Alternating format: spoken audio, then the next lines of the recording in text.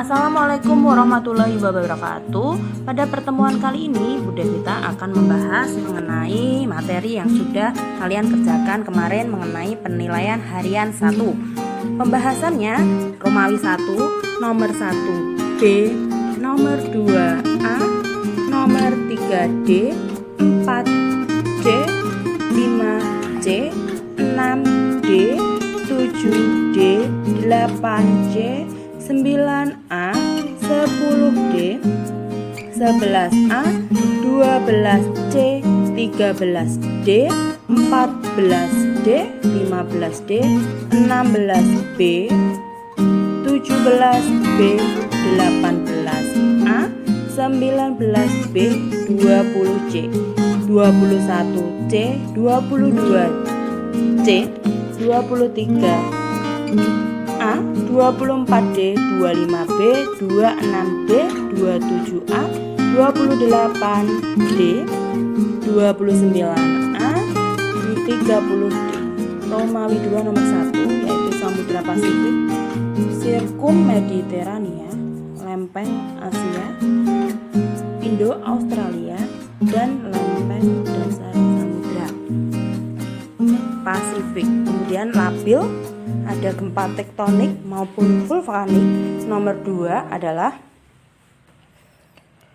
wilayah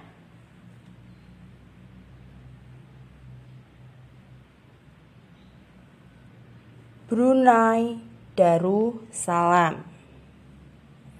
Nomor 3 IRRI, International Rice Research Institute. Nomor 4 industri semen, industri kayu dan rokok. Nomor 5 yaitu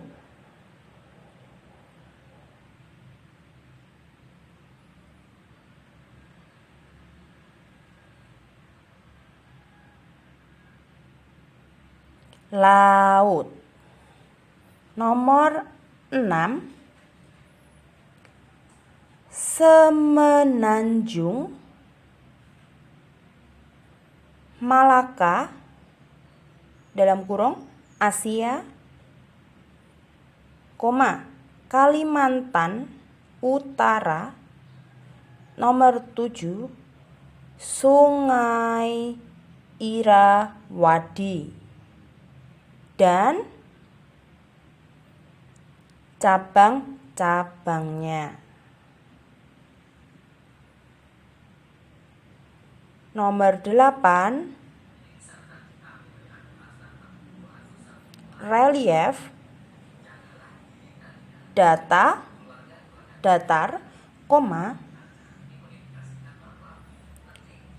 perbukitan. 9 rendah di daerah aliran sungai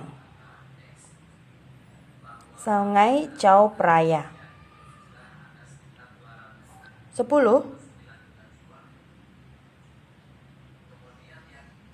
ke-6 pada tahun 1998. Materi selanjutnya yaitu faktor pendorong dan penghambat kerjasama ASEAN. Untuk penugasannya nanti yang terakhir sendiri tolong dengarkan baik-baik karena nggak ada tulisannya dan hanya saya ucapkan secara lisan. Selamat belajar anak-anak dan simaklah dengan baik. Assalamualaikum warahmatullahi wabarakatuh. Untuk kelanjutan materi yang tadi mengenai pembahasan penilaian harian 1, Bu Devita akan melanjutkan di segmen berikutnya, yaitu tentang materi. Apa yang kita bahas hari ini? Oke, yang pertama adalah mengenai faktor pendorong dan penghambat bentuk kerjasama ASEAN. Pengertiannya dulu ya. Pengertian dari kerjasama.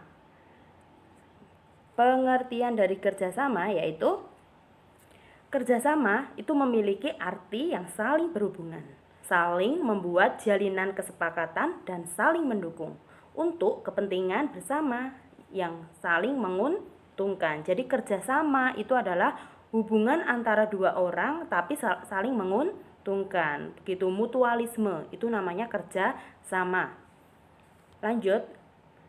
Nah, sekarang yang kita bahas adalah kerjasama yang ada di negara kawasan Asia Tenggara. Apa itu? Jadi kerjasama ASEAN itu adalah kerjasama yang dilakukan oleh semua negara-negara yang ada di kawasan Asia Tenggara, baik itu kerjasama formal maupun kerjasama informal. Begitu. Lalu apa yang menjadikan faktor pendorong dari kerjasama itu? Yang menjadikan faktor pendorong yang pertama adalah faktor kesamaan nasib dan sejarah. Jadi semua negara yang ada di Asia Tenggara itu pernah dijajah anak-anakku. Jadi semuanya pernah dijajah kecuali negara Thailand. Jadi negara Asia Tenggara karena mereka itu sama-sama dijajah, mereka itu bersatu, bekerja sama, pengen membuat yaitu organisasi supaya negara mereka itu saling menguatkan, yaitu kerjasama ASEAN. Karena mereka punya kesamaan nasib, jadi mereka membuat yang namanya kerjasama yang ada di kawasan Asia Tenggara. Yang kedua, faktor strategis letak kawasan. Karena lokasinya itu berdekatan, lalu lintasnya yang ramai sehingga mereka membuat jalur kerja sama. Begitu. Yang ketiga adalah faktor pendorongnya, faktor kedekatan geografis. Negara kawasan Asia Tenggara saling berdekatan sehingga dengan menjaga kestabilitas dan keamanan itu dengan cara kerja sama. Seperti kita tinggal di pedesaan, supaya yang satu dengan yang lain itu saling melindungi, berarti kita harus kerja sama, saling mengawasi. Sama dengan kerjasama ASEAN, karena mereka itu lokasinya berdekatan sehingga dia itu punya cara atau sesuatu yang mendorong mengapa mereka itu harus melakukan kerjasama. Karena memang letaknya berdekatan, yaitu disebut dengan faktor kedekatan geografis. Selanjutnya, karena perbedaan perkembangan teknologi. Kerjasama dalam pengembangan teknologi itu harus terus dilanjutkan dan ditingkatkan antara negara yang sudah maju dengan negara yang masih terbelakang. Contohnya Indonesia. Indonesia itu adalah negara berkembang dan masyarakatnya hampir mayoritas jarang yang bisa menciptakan teknologi. Kalaupun sudah mampu menciptakan teknologi, kalau sekarang sudah canggih kalau dulu di awal terbentuknya ASEAN, jadi masyarakat Indonesia itu ketika membuat teknologi itu belum bisa mumpuni anak-anak. Artinya gampang rusak. Kemudian jangka waktu digunakannya itu hanya sebentar gitu. Kalau yang di luar negeri harganya sudah murah, contoh Cina, menjual HP harganya sudah murah, fasilitasnya komplit, kemudian jangka waktu pemakaian bisa lama. Nah, sehingga masyarakat itu lebih cenderung beli barang yang dari luar negeri. Tapi untuk sekarang ini kita harus mencintai produk Indonesia yaitu kenapa? Karena dengan kita itu membeli barang kita sendiri, maka bisa memajukan negara kita, seperti itu. Kemudian bisa mendorong faktor perekonomian, terutama di masa pandemi seperti ini anak-anakku. Faktor penghambat. Selain faktor pendorong, pasti ada faktor penghambat. Faktor penghambatnya apa saja? Yang satu, ideologi negara yang berbeda. Cina itu berideologi komunis sehingga pernah menutup diri untuk bekerja sama. Apa sih ideologi itu? Pegangan. Indonesia ideologinya adalah Pancasila. Ada 5 ada 5 sila yang memiliki arti sendiri-sendiri dan setiap artinya itu sangat bermakna sekali. Itu anak-anakku. Kemudian konflik dan peperangan. Jadi kondisi politik dan keamanan tiap negara itu nggak sama. Contoh di Indonesia, kita punya laut yang luas, punya sumber daya alam yang sangat melimpah. Tapi keamanannya itu belum 100%. Kenapa? Karena masyarakat Indonesia sendiri masih suka mengambil tanpa izin. Nah, kayak gitu. Jadi karena di tempatnya kita dengan negara lain itu masih berbeda, peperangan di negara kita itu juga masih banyak ya sebenarnya, konfliknya juga masih banyak. Jadi beda dengan negara lain, yang negara lain sudah maju, sudah kuat kerjasamanya gitu. Selanjutnya ada kebijakan perdagangan yang merugikan negara lain, melindungi industri dalam negeri dan meningkatkan daya saing. Contohnya ini tadi, kayak Indonesia pada zaman dulu itu masih jarang masyarakat itu yang mau menggunakan produk sendiri, anak-anak. Jadi lebih suka membeli barang yang berasal dari luar negeri karena harganya murah, kualitasnya juga lebih bagus. Karena memang sumber daya manusianya ya di sana itu jauh lebih mumpuni daripada Indonesia pada zaman dulu. Tetapi sekarang ini di Indonesia sudah banyak orang-orang yang pintar, anak-anakku. Jadi kalau sudah seperti itu, teknologinya kita juga sudah semakin canggih. Jadi kita harus melindungi industri dari dalam negeri kita sendiri. Jadi beli tas, itu produknya Indonesia. Kemudian persaingan itu dengan iklannya itu sekarang udah gempar-gempar ya yang di Indonesia itu. Kayak gitu anak-anakku. Selanjutnya, perbedaan kepentingan setiap negara. Jadi tiap negara itu punya kepentingan yang berbeda dalam kerjasama untuk masa depan, sehingga menyebabkan hambatan terjadinya kerjasama. Jadi suatu negara itu punya tujuan sendiri-sendiri, seperti juga manusia. Kita dengan manusia yang lain, dengan orang lain itu berbeda.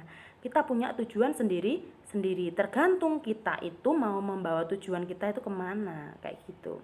Karena kalau kita punya visi misi yang berbeda dicampurkan dengan orang lain yang berbeda, maka tidak sejalan. Jadi kalau bekerja sama itu ya harus sama, apa-apanya sama, tujuannya sama, pemikirannya sama, permasalahannya juga sama, kayak gitu.